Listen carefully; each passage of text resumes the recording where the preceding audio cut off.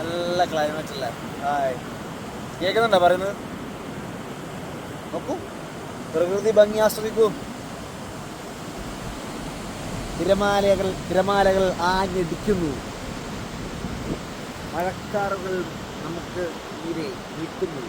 കവിത കേൾക്കുന്നുണ്ട്, കവിത. അതായത് കാസർഗോഡ് ജില്ലയിലെ പാലക്കുന്ന് എന്ന് പറയുന്ന സ്ഥലത്താണ് എൻ്റെ വീട്.